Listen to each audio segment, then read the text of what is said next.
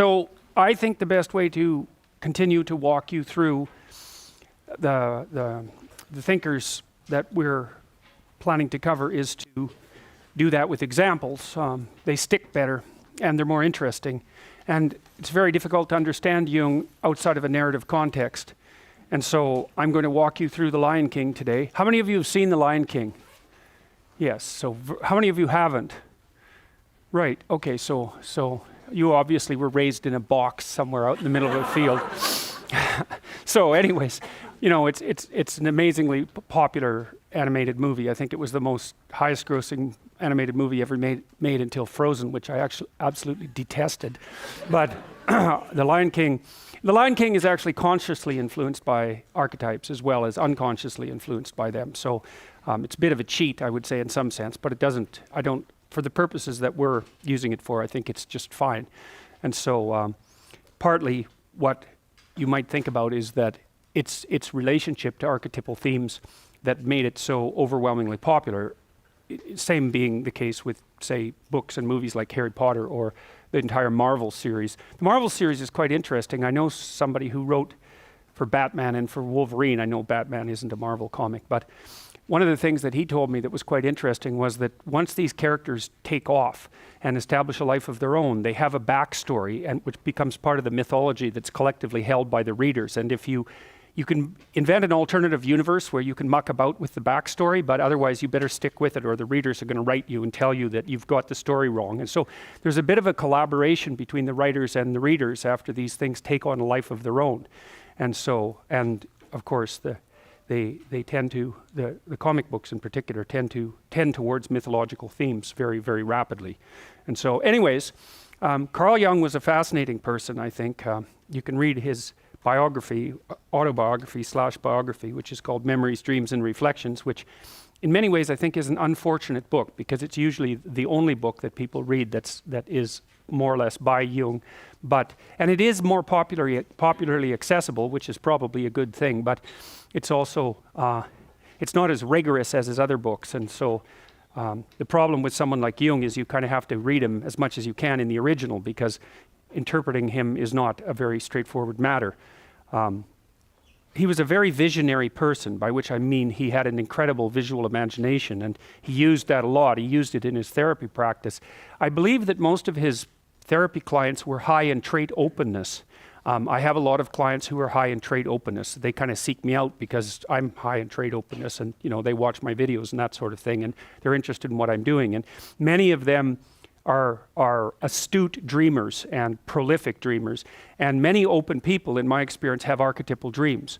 Whereas people who are lower in openness, they either don't dream at all, or they don't remember their dreams as much, or they're not interested in them, and they're not interested in the mythological underpinnings of them. So I've taught psychology, roughly speaking, to many different types of people, including lawyers and physicians, and they tend to be higher in trait conscientiousness than in openness. And they're much more interested in the practical applications of psychology and maybe the big five theories than they are in the narrative underpinnings. And you know, people say that when they went to Jung, they had Jungian dreams, but I don't, and then when they went to Freud, they had Freudian dreams, and I don't really believe that's exactly true. I think it was a matter of selection bias, a priori selection bias on the part of the people who were likely to go see either of those two. And so, but I've been struck by some clients in particular how unbelievably continually they can generate deep archetypal dreams with a really coherent narrative structure. It's really phenomenal, and how revealing those dreams are. Problem with archetypal dreams is that they're not really personal, right? So if you're looking for a personal way out of a situation, an archetypal dream doesn't help you that much because it gives you the general pattern rather than a specific solution to your problem. But a good dream will do both at once.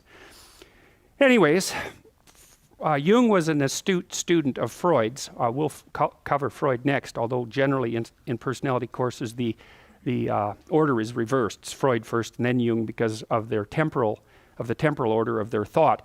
But I think it's better to start with Jung because it's as if Freud excavated into the basement and then Jung excavated into many, many floors underneath the basement of the mind. And so if you're transitioning from an archaic understanding of archaic modes of thinking towards Freud, it's better to go through Jung because Jung is, I think, I think Freudian theory is a subset of Jungian theory fundamentally, just like Newtonian physics is a subset of Einsteinian physics. And I think that Freud knew that even to some degree, although he was very much opposed to any sort of religious thinking, mythological religious thinking, I would say. He was a real 19th century materialist, and he didn't like the fact that Jung's work started to delve into religious themes in a manner that actually in some sense validated those themes. And so that's actually why they split. They split when Jung published a book called Symbols of Transformation.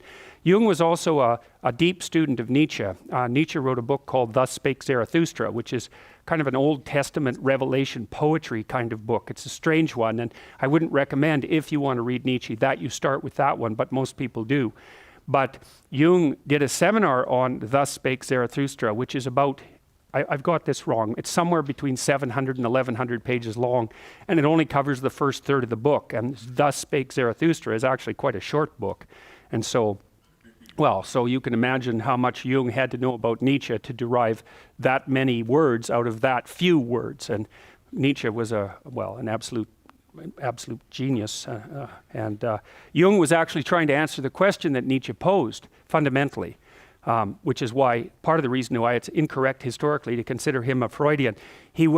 So Nietzsche basically stated, let's say explicitly, that scientific empiricism / rationalism had resulted in the death of the mythological tradition of the West, roughly speaking. That's Nietzsche's comment on the death of God. And in that comment, he also said that the fact that God was dead was going to produce tremendous ideational and social, historical upheavals that would result in the deaths of millions of people. That he didn't say all that in one place. It's spread between, part of it's in Will to Power, and I can't remember the source of the other one. Some of it's referenced in Thus Spake Zarathustra. But Nietzsche believed that in order to overcome the collapse of traditional values with the idea, say, of God as its cornerstone, people would have to become creatures that could produce their own values as a replacement, that we would have to become capable of generating autonomous values. And Jung, but that's easier said than done, because trying to impose a set of values on yourself is very difficult, because you're not very cooperative. And you know that if you try to get yourself to do something that you don't want to do, or that's hard, you just won't do it. And so it's not like you can just invent your own values and then go along with that. That just doesn't work. And so what Jung and the Freudians did, Freud first, I would say, was to start looking into people's fantasies, autonomous fantasies, unconscious fantasies, to see if they could, and discovered that values bubbled up of their own accord into those fantasies. And you can imagine, for example, if you've become enamored of someone, that you might start fantasizing about them. And if you read off the fantasy, then you can tell what you're after and what you're up to. And so the motivational force composes the fantasy. And Freud was more interested in that in a personal sense. So insofar as your fantasies might reveal your personal history. So for example, if you have a burst of negative emotion in a clinical session, there'll be a fantasy that goes along with that, and an association of ideas that kind of manifest themselves of their own accord, and they're not necessarily coherent and logical. They're linked by emotion. That's the free association technique in Freudian psychology. And they also might manifest themselves in dreams and fantasies. And so Freud started doing the analysis of these spontaneous, let's call them fantasies, and Jung linked that more. Freud did this first with the Oedipal complex, but then Jung linked up spontaneous fantasies and dreams with mythology and fantasy across history. And of course, Piaget did the same thing from a completely different standpoint. So, and then a lot of that's embedded in this movie, so we might as well just walk through it. So the first question might be, well, why is a lion a king, right? And because it makes sense to people that a lion could be a king. And of course, a lion is an apex predator, and so, which means it's at the top of the food chain, roughly speaking, and it's sort of golden like the sun, so that's also useful. And it has that mane that makes it look majestic, and of course, it's very physically powerful, and it's intimidating, and so it's something that you run away from as well, right? Or you're awestruck by. So the fact that it's like Snail King just doesn't make any sense, right? But Lion King, that works, and you got to think about those things, because it's not self-evident why a lion would work as a king, but a snail wouldn't. But it fits in with your metaphorical understanding of the way the world works much better. And so the Lion King makes sense. And when things like that aren't rationally self-evident make sense, you have to ask yourself, in what metaphorical context do they make sense? So you have the Lion King. Now the movie opens with a sunrise, and the sunrise is equivalent to the dawn of consciousness, so that in many archaic stories, the sun was a hero, like Horus, if I remember correctly, was a solar king, but Apollo in particular, but Apollo, Greek myth. The idea was that the sun was the hero who illuminated the sky and the day, and so heroism and illumination and enlightenment are all tangled together metaphorically. And then at night, what would happen would be that the sun would fight with the dragon of darkness, basically, or with evil all night, and then rise again victorious in the morning. And so it's a death and rebirth theme, and it's very common mythological theme. And the reason the sun is associated with consciousness, as far as I can tell, is that we're not nocturnal creatures, right? We're awake during the day, and we're very visual. Half our brain is devoted to visual processing. And to be enlightened and illuminated means to move towards a higher state of consciousness, and we naturally use light symbolism to represent that, like the light bulb on the top of someone's head. You don't say, I was darkened when you learn something new. And so again, that fits into this underlying metaphorical substrate that's, I think, deeply biologically grounded, but also socially grounded. So it's a new day. It's the start of a new day. And a day actually means, like French, journée means day, the day trek in some sense. And how to comport yourself during the day is the fundamental question. The day is the canonical unit of time. And so you have to know how to comport yourself during the day. And part of that is a journey from consciousness into unconsciousness, and that return.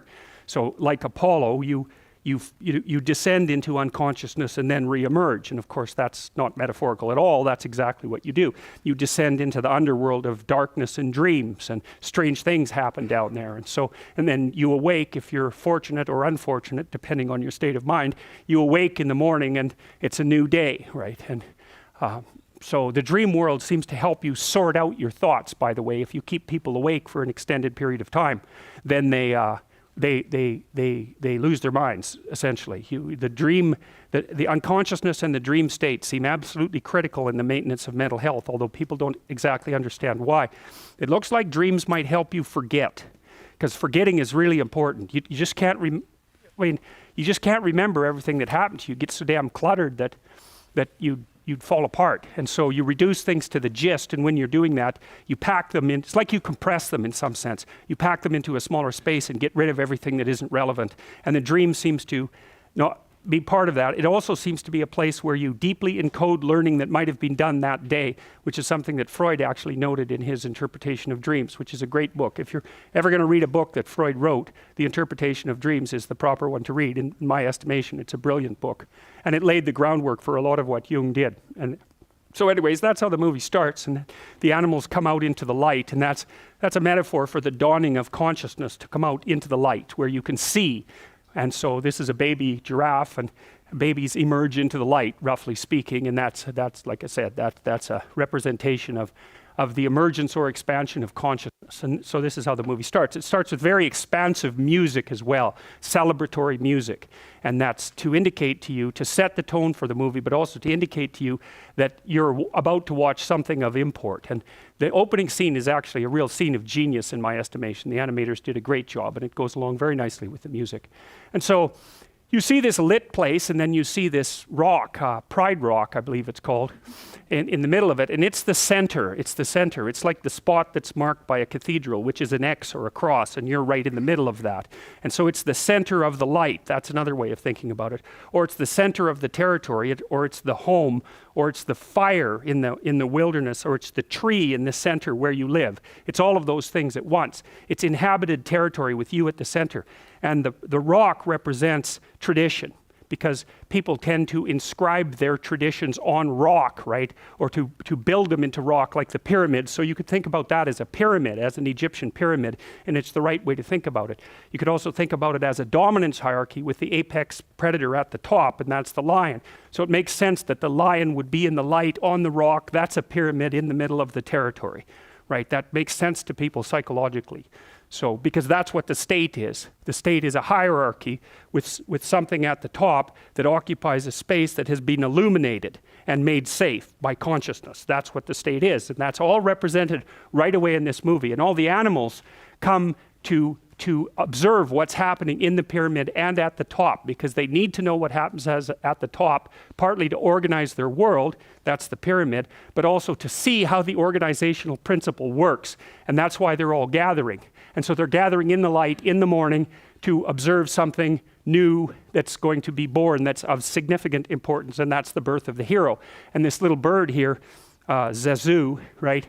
Zazu is like Horus, the Egyptian god, who was a falcon and an eye at the same time. And he is the king's eyes in this movie, right? He flies up above, outside of the pyramid, so he can see everything that goes on and reports to the king. And so partly what that indicates is that the thing that's at the top of the pyramid needs to be an eye. And that's partly why you see an eye on the top of the pyramid on the back of the American dollar bill. It's exactly the same idea. Or if you look at the Washington Monument, which is a pyramid at the top, you see that it's capped with aluminum. And you think, well, why aluminum? And the answer to that was it was the most expensive metal at that time. And so the notion is that at the top of the pyramid, there's something that actually doesn't belong in the pyramid. It's something that goes up above the pyramid and can see everything. And so you could think about it this way, is that you're going to be in a lot of pyramids in your life, dominance hierarchies and different states and families and all of that. And they'll arrange themselves into a hierarchy. And there'll be something at the top. And the top is the thing that can do well across hierarchies. So it's not stuck in any one pyramid, and it's partly associated with vision and the ability to see a long, long distance. Also to see what you don't want to see and to report that back to the king. And so the king, fundamentally, as far as you guys are concerned from a psychological perspective, that's your superego. That's the Freudian perspective. Or it might be the moral system by which you comport yourself. But your eyes are the thing that updates that, right? You need it to orient yourself in the world. You need it to orient yourself among other people. But your eye and your capacity to pay attention, especially to what you don't want to pay attention to, is the thing that continually updates that model, exactly as Piaget laid out with children. So, and all of that's packed into the imagery in the first, few minutes of this movie. And that's actually why it relies on imagery, why this isn't just a lecture by a psychologist, when you go to see the movie. It's because the images, they say a picture is worth 1,000 words, and there's thousands of pictures in this movie, obviously, but maybe a picture is worth more words than you can actually use to describe it if the picture is profound enough. And we have many, many pictures like that. Any deeply symbolic picture is virtually inexhaustible in terms of semantically with regards to its explanation. Images are very, very dense. So anyways, the animals all gathered. Now the animals are also id representations from the Freudian perspective, and the id is the part of your psyche from the Freudian perspective that's animalistic and full of implicit drives, sexual and aggressive in particular, as far as Freud was concerned. And that's because those two drives, say unlike thirst or hunger, are much more difficult to integrate into proper social being and tend to be excluded and left unconscious.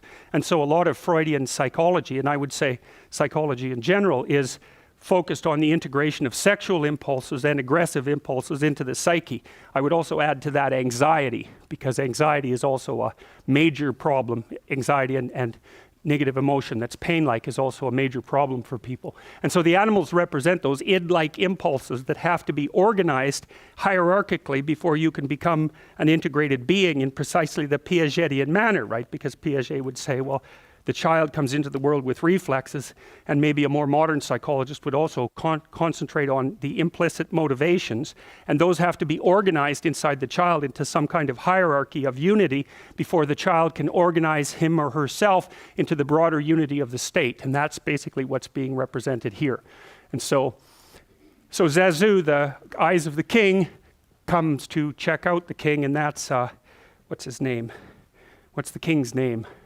Mufasa, yeah, and he's a very regal-looking person, lion, and he stands up straight and tall, and that means that he's high in serotonin, because serotonin governs postural flexion, and if you're dominant and near the top of hierarchies, you tend to expand so that you look bigger than you could if you shrunk down. And so if you're a low dominant person, you wander around like this so that you look small and weak, and you don't pose a threat to anybody, but if you're at the top, you expand yourself so that you can command the space, and that's why he has that particular kind of regal posture. And if you look at his facial expression, you see that it's quite severe. He's capable of kindness, but he's also harsh and judgmental, and that's what society is like. That's what the superego is like. And what that means is that he's integrated his aggression. And I've seen this happen in my clinical clients when they come in and they're too agreeable. They look like Simba looks later in the movie when he's an adolescent, and he's sort of like a deer in the headlights. Everything is coming in and nothing is coming out. But when the person integrates their shadow and gets the aggressive part of themselves integrated into their personality, their faces harden. And if you look at people, you can tell, because the people who are too agreeable look childlike and innocent, and the people who, well, a hyper-aggressive person will look, mean and cruel. But let's see if that's good. That's still working.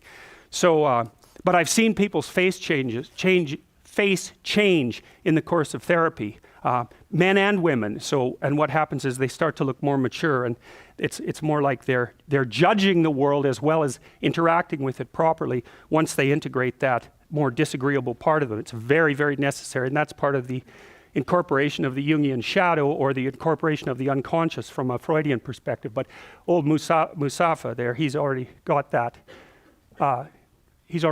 covered. So, and he's capable, obviously he can smile, and he's capable of the full range of expressions, but he's a tough-looking character. And now, the baboon here, who's supposed to be basically just a fool when the story was first written, he turned into what's essentially a shaman across time. So he represents the self from the Jungian perspective. Now, the self is everything you could be across time. So you imagine that there's you and there's the potential inside you, whatever that is, And potential is an interesting idea because it represents something that isn't yet real, yet we act like it's real. Because people will say to you, you should live up to your potential. And that potential is partly what you could be if you interacted with the world in a manner that would gain you the most information. Right? Because you build yourself out of the information in the Piagetian sense. But it's deeper than that too, because we know that if you take yourself and you put yourself in a new environment, new genes turn on in your nervous system. They encode for new proteins. And so you're full of biological potential that won't be realized unless you move yourself around in the world into different challenging circumstances, and that'll turn on different circuits. So it's not merely that you're incorporating information from the outside world in the constructivist sense. It's that by exposing yourself to different environments, you put different physiological demands on yourself all the way down to the genetic level, and that manifests new elements of you. And so one of the things that happens to people, and this is a very common cultural notion, is that you should go on a pilgrimage at some point to somewhere central, and that would be, say, like the Rock in the Pride Rock in The Lion King, because you take yourself out of your dopey little village, and that's just the little bounded you that everyone knows and that isn't very expanded, and then you go somewhere dark and dangerous to the central place, and while you do that, you have adventures, and they toughen you and pull more out of you, like partly because you're becoming informed, which means information. It means you're becoming more organized at every level of analysis, but there's also more of you too. And so that's a very classic idea. And then in cathedrals in Europe, especially at Chartres, there's a big maze on the floor, a circular maze, which is a symbolic representation of the pilgrimage for people who couldn't do it. And so it's a huge circle divided into quadrants, which is a Jungian mandala.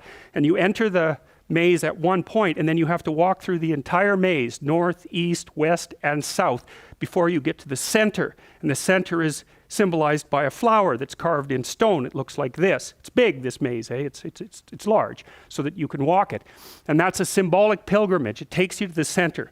That's the center of the cross, because it's in a cathedral, and that's the point of acceptance of voluntary suffering. That's what that means.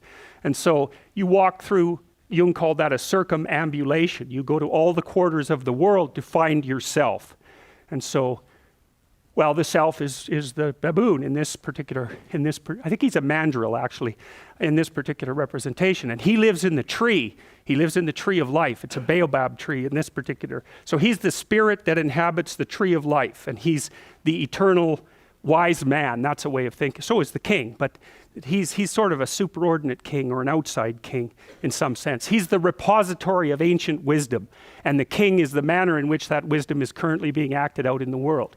And so they're friends, and that means that the king is a good king, because if the king was a bad king, he would be alienated from himself, and that would make him shallow and one-dimensional, and that would make him a bad ruler. No union with the traditions of the past. To be a good ruler, you have to rescue your father from the underworld and integrate that. And of course, that's a main theme in this entire movie. So, hey, a new mystery to solve.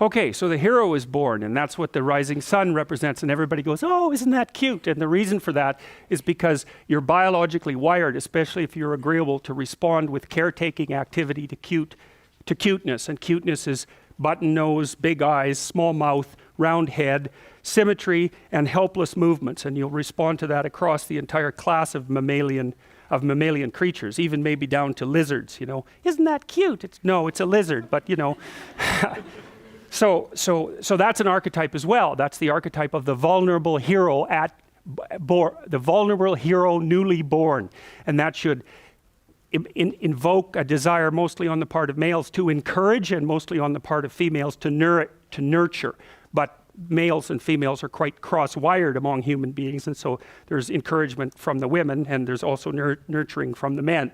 And of course, those curves in some sense overlap. So there's more nurturing males and more encouraging females, but that's roughly the archetype. And so he looks cute, and everybody goes, oh, and that's because the animators nailed that. They caught the essential features of cuteness. And he's also in the light, right?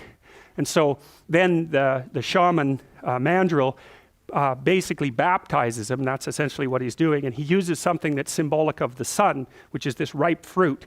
And fruits are symbolic of the sun because, of course, they need the sun to ripen, and they're round like the sun. And people know that they need light.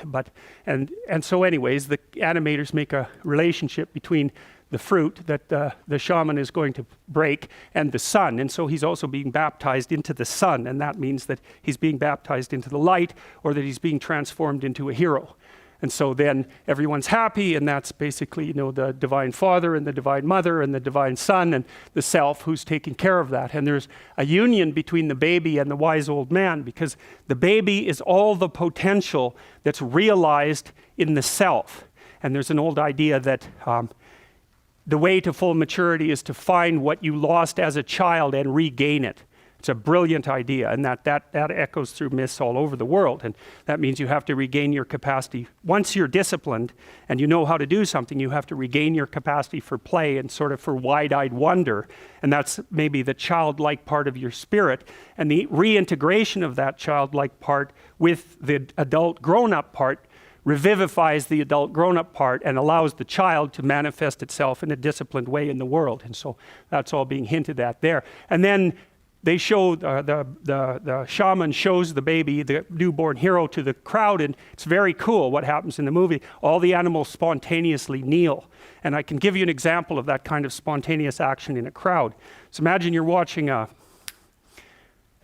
gymnastics performance, right? And it's like a high-level, world-class performance, and someone comes out there and they do this routine that's just dead letter perfect, and they stop and everybody claps like mad, right? And it's perfect. And so then the next contestant comes out, and they're basically in real trouble because, this person just got 9.7 out of 10 and it was perfect. So how do you beat perfect? And so they come out there, and then you watch them, and you're right on the edge of your seat, because what you see them do is something extraordinarily disciplined, just like the last person did, but they push themselves into that zone that's just beyond their disciplined capacity, and you can tell every second you're watching it that they're that close to disaster. And so you're right on the edge of your seat, and you know that they're doing a high wire act without a net. And so when they finally land triumphantly, you'll all stand up and clap spontaneously. And it's because you've just witnessed someone who's a master at playing a game, who's also a master at improving how to play that game at the same time. And people love that more than anything, to see that. It's just absolutely overwhelming, because it's a testament to the human spirit. And you'll respond automatically and unconsciously to that. And that's why that's an analogy to why the animals all spontaneously bow. Now what happens is he shows the Lion King and the sun breaks and shines on the hero at the same time. So there's this concordance between an earthly event and a so-called heavenly event, and Jung would call that synchronous. That's his idea of synchronicity, where something important subjectively is also signified by something that appears in narrative keeping with that in the outside world. It's one of the most controversial elements of his theory, but I've experienced a variety of synchronous events, and they often happen in therapy, especially around dreams, but they're very hard to communicate because they're so specific to the context in which it occurs. They're very difficult to explain. So anyways, it's the synchronous event that drops all the animals to their knees. So there's the sun coming out and there's shining on them, and all the primates go mad for that, and that's of course exactly what we do when we applaud. And then we switch to Scar. Now Scar is Mufasa's brother, evil brother. The king always has an evil brother, and so does the hero. The hero always has an adversary, and the reason for that is the king always has an evil brother, and that means that the state always has a tyrannical element. And the tyrannical element exists for two reasons. One is the state deteriorates of its own accord, and that's an entropy observation. What that means is that the state is a construction of the past, right? But the present isn't the same as the past. And to the degree that the past is mismatched with the demands of the present, then it's tyrannical. It's malfunctioning. And so it's a continual problem with the state. It's always two steps behind the environment. And so then that means that the awareness of living people has to update the state. And so Mircea Eliade, who's a great historian of religions, looked at flood stories from all over the world, because there are flood stories from all over the world, partly because there are floods all over the world. But there's a psychological reason too. So you imagine that New Orleans was wiped out by a hurricane, right? A flood. And you say, well, that was an act of God. But then you think, wait a second. They knew those damn dikes weren't going to hold. They knew they weren't built strong enough. They took the money that was allocated to the dikes and spent it badly, and that was willful blindness. And so you could say that it was God who caused the flood, so to speak, metaphorically, but you could also say that it was the degeneration of the state and the willful blindness of the politicians that caused the flood. In Holland, they built the dikes to withstand the worst storm in 10,000 years. In the southern US, they built them to withstand the worst storm in 100 years.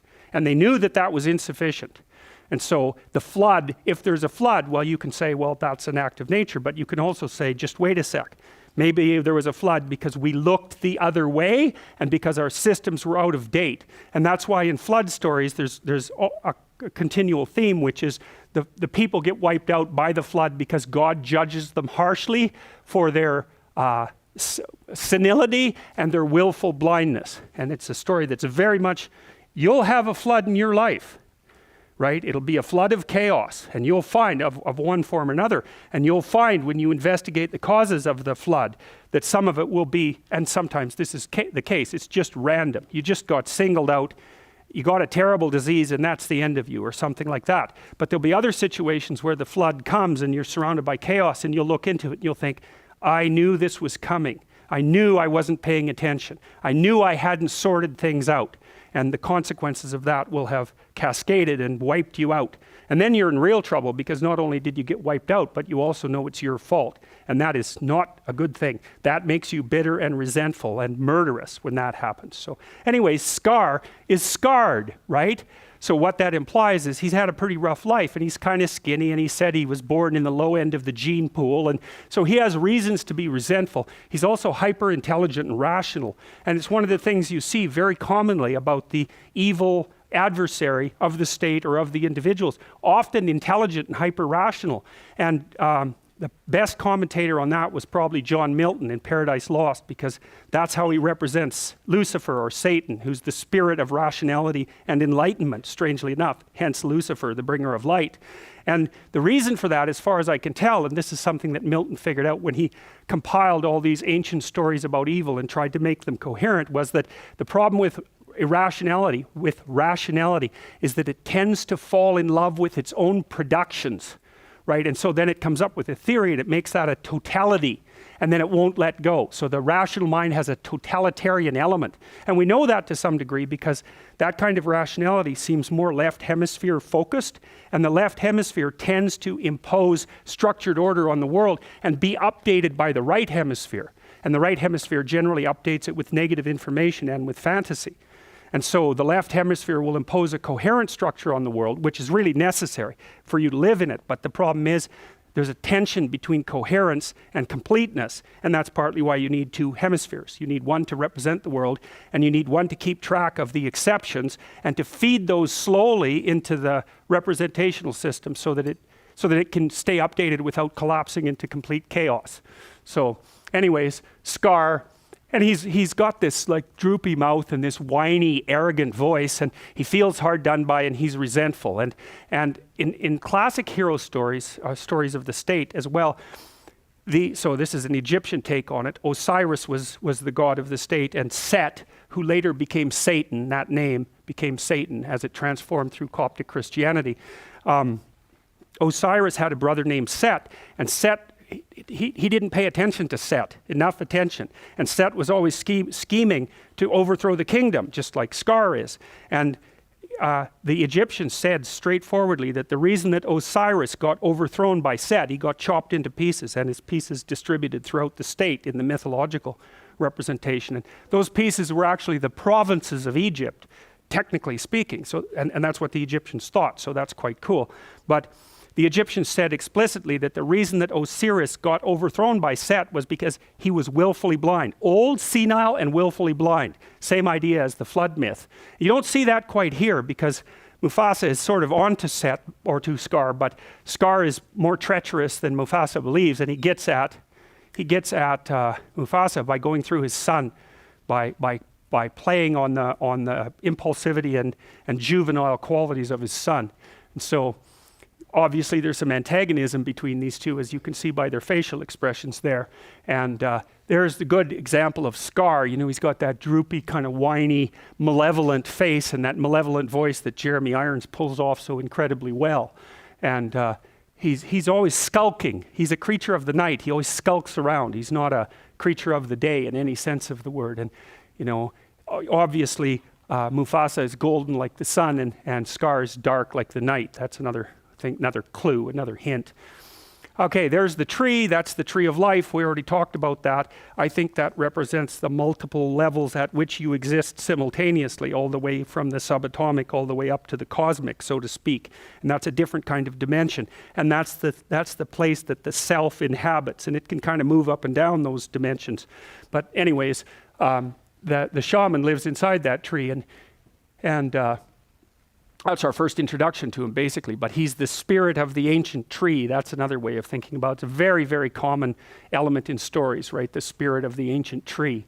And so, all right, so now Mufasa has taken Simba up to the top of the pyramid, right? So that's the aluminum place, let's say, or the place of the eye where you can really see a long ways. And he's explaining to him what his kingdom is going to be. And you see the sun, of course, appears at that to begin with. And that's another hint about being at the top. That's the illuminated part of the pyramid.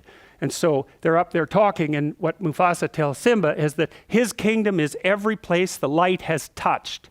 And that's so brilliant. So one of the things you'll notice if you move into a new apartment, you're like a cat. Cats don't like changing houses, and they have to zoom around in every corner to see exactly what the hell's going on there before they calm down. They need to know where they can hide and where the potential dangers are.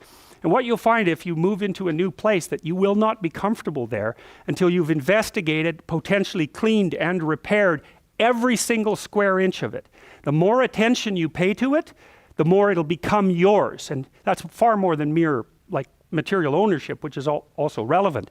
But in order to feel comfortable somewhere and to dominate that place, to be enmeshed in that place, you have to attend to it. You have to shine light on every corner. And you have to do that with yourself and with your relationships as well.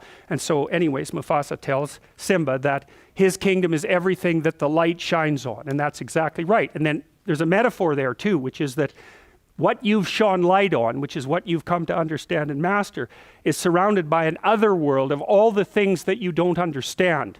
and some of those would be natural things, and some of them would be tyrannical things, and some of those would be things you don't want to know about yourself, but they're outside of where you've managed to shine the light. And so that's exactly what Mufasa tells Simba. He says, we live in this pyramid, we're at the top, there's a domain of light around it that's explored territory. Outside of that, there's unexplored territory, and that's partly the unconscious, because you fill it with fantasy, and it's partly what you just don't know.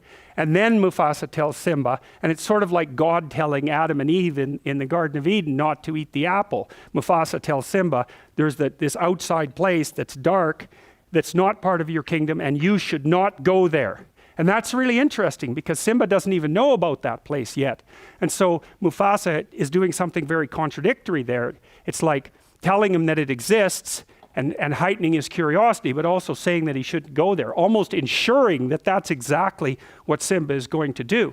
You see this in the Pinocchio movie too, where Pinocchio is planning to jump into the ocean to go get Geppetto from the underworld, and he's following, his conscience is along with him, Jiminy Cricket, and the cricket is warning him about all the dangers that he'll face down there, and telling him that he will be fish food personally. And while he's doing that, Pinocchio ties a knot around his donkey tail around a rock so he can sink, and the little cricket helps him tie the knot. So while he's warning him about the adventure he's going to undertake, at the same time he's encouraging him to do it. And there's that paradoxical thing, which is that if you go outside what you know, it will cause a fall, because it'll damage your knowledge structures and you'll go down into chaos, and that can really destroy you, so you shouldn't do it. But by the same token, if you do it and you do it successfully, then the new you that re-arises can be stronger and more complete than the previous you. So you should do it and you shouldn't do it. And that's, anyone sensible says, look, don't bother, right? But sensible isn't enough. That's the thing. You have to also be not sensible enough in order to live. And your typical hero, and Harry Potter is a really good example, is always a rule breaker, always. But he, the rules he breaks are, like, there's judiciousness behind the rule breaking.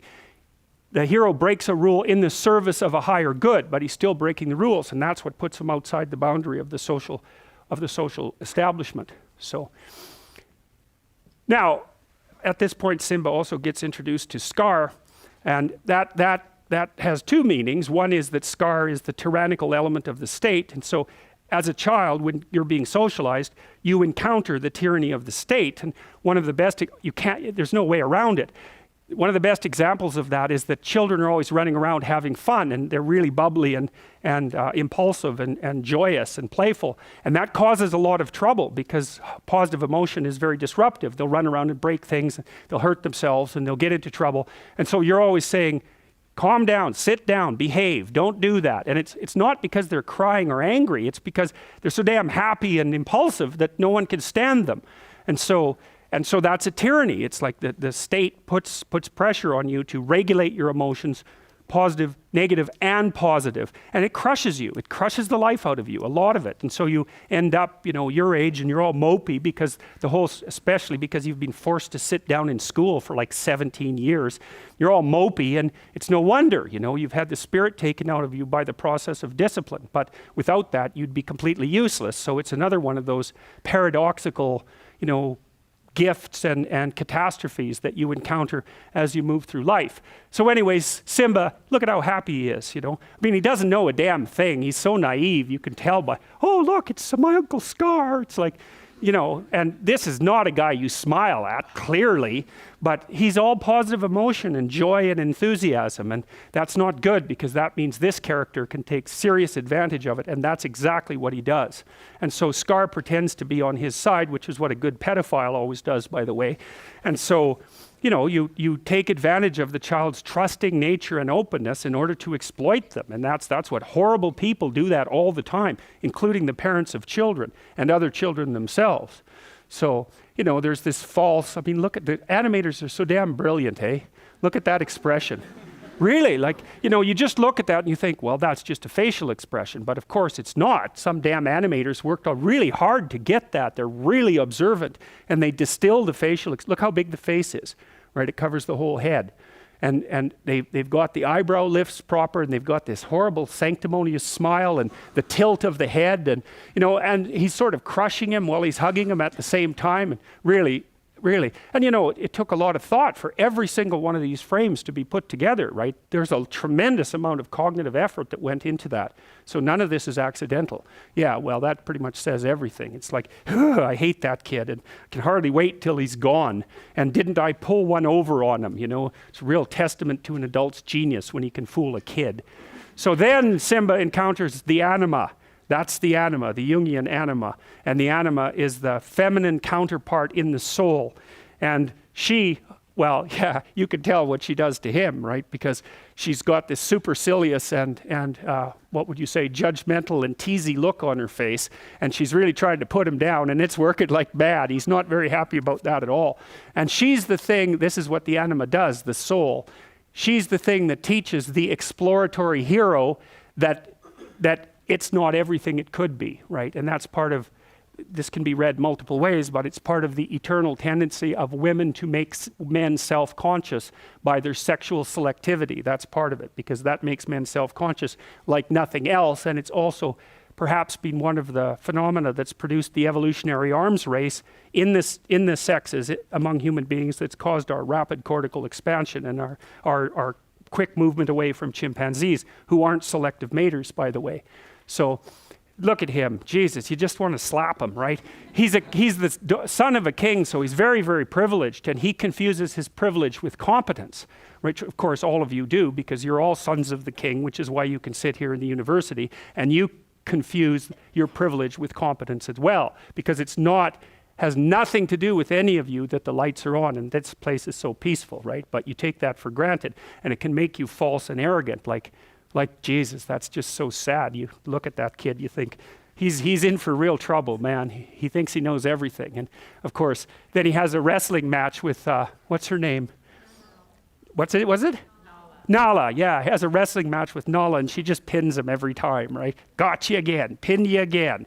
And that's basically right. One of the things that happens with men when they meet a woman who they really desire and admire is they project an ideal onto her immediately. That's an anima projection. And then that anima projection judges them, and they act all inferior and stupid. And it's partly because they are. That's why. And so then they go down in defeat constantly to this thing that they're projecting, which at least has some concordance with the actual woman, but not that much. So, okay, they keep wrestling, and then they're on the fringe of the kingdom. This wrestling match between this pairs of opposites takes them to the edge of the kingdom, and they end up in the elephant's graveyard, right? And there's bones everywhere. And so now they're out into the kingdom of death. And what that means is that these two kids, as they've grown up, encounter death, right? They go outside the light, and it's very, very shocking for them. They're very curious about it, obviously. They go to explore the skeletons and all of that, even though they were told not to. But their curiosity, they can't stay away from death. They're too curious about it. And so they develop knowledge of death.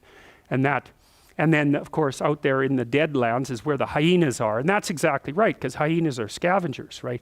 And they can break bones with their teeth. They're really, really quite the animal. And, you kind of have a shudder of repugnance when you see those things. And I think it's partly, we shared an evolutionary landscape with the ancestors of hyenas for a very, very long time, and like vultures too, You couldn't imagine something that would be more well designed to look like it was a horrible thing than a vulture, right? And there's this weird concordance, and crows and ravens are like that too, carrion eaters, Eagles are kind of an exception, but they look just as creepy as they are, which is really quite interesting. And of course, hyenas fall into that category, and they laugh too, which is, really? You also have to laugh, really, with all these other things you have going for you?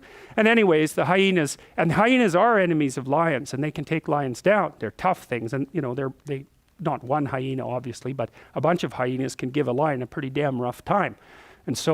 And these little lions are really no match for the hyenas, and so they get threatened very, very rapidly. And one of the hyenas, of course, is just completely out of its mind. And one of the things that's really interesting, and you see this with the Muppets too, there was often a puppet that was like a crazy puppet, and its eyes would move in different directions. And one of the things that happens with people who are schizophrenic is they show involuntary eye movements. And it's because you have a brain center that controls your eyes voluntarily, and you have another one that controls them involuntarily. So you can see that. Look ahead and try to move your eyes smoothly back and forth. You can't do it. You'll see that they jerk, hey? But if you put a finger in front of your face and then do this, they'll move perfectly smoothly, and that's because you're using different eye control centers, one voluntary and one more involuntary, and the involuntary one is actually more sophisticated. And so in schizophrenics, the involuntary eye control centers tend to disrupt the voluntary eye control centers, and that's likely part of the hallucinatory process, you know, because you have the ego in the schizophrenic that's being disrupted by processes underneath, fantasies and that sort of thing, and that looks like it's reflected in involuntary eye movements, like dream movements. So anyways, so much for the crazy hyena, and they're in real trouble. Now the king's eye, who's supposed to be keeping an eye on this and was supposed to be watching Simba, is trying to intervene, but I mean, look at him. He's like a delicious little bird, and so that's not working out very well.